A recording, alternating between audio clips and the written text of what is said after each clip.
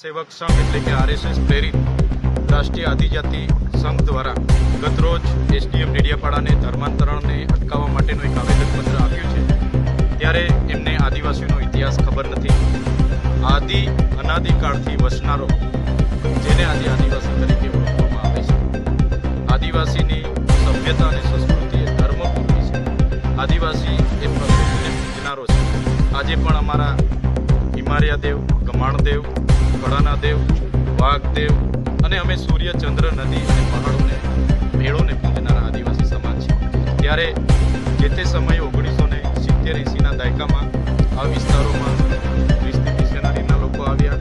એમણે શિક્ષણ, આરોગ્ય અને રોજગાર પર ભાર મૂકીને કેટલીક સેવાકીય પ્રવૃત્તિ આ વિસ્તારમાં કરી, જેને આકર્ષિત થઈને આદિવાસીના લોકોએ ખ્રિસ્તી ધર્મ પણ અપનાવ્યો છે। ત્યારે સંવિધાનમાં દેશમાં બિન સાંપ્રદાયિકતાને પ્રાધાન્ય મળ્યું છે, તો ઘણા આદિવાસી અનેક સંપ્રદાયોમાં પણ વહેંચાયેલા છે અને અનેક ધર્મોમાં પણ વહેંચાયેલા છે, જે એમને સંવિધાને અધિકાર આપ્યો છે એવું હું વ્યક્તિગત માનું છું। ખાસ કરીને એ લોકોનું કહેવું એવું છે આદિવાસી મંચ દ્વારા કે લોભ લોભાવન અને રૂપિયા આપીને એ લોકોને ચિસ્તી બનાવવામાં આવે છે, તો એ અટકવું જોઈએ કે ના અટકવું જોઈએ? ડેડિયાપાડા સાગબારા ત્યાંથી આ આવેદન મળ્યું છે। વિસ્તારનો હું ધારાસભ્ય છું। તમામ ગામમાં મારું સંગઠન છે। હજુ પણ કેમ છું, આદિવાસી એ પ્રકૃતિ પૂજન છે અને આદિવાસી સંસ્કૃતિ એ ધર્મપૂર્વી સંસ્કૃતિ છે। એટલે ભલે આદિવાસી કોઈ પણ ધર્મમાં ગયો હશે, પણ એ મૂળ આદિવાસી છે અને મૂળ આદિવાસી તરીકે માનતો નથી।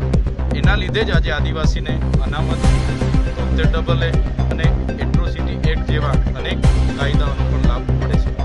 તમારું શું માનવું છે આદિવાસીઓને ધર્માંતરણ બાબતે થવું જોઈએ કે ના થવું જોઈએ? હું જે વિસ્તારમાંથી આવું છું ત્યાંથી જો આવેદનપત્ર મળ્યું છે, તો આજ દિન સુધી કોઈ પણ વ્યક્તિએ મને ધર્માંતરણ બાબતની ફરિયાદ કરી નથી।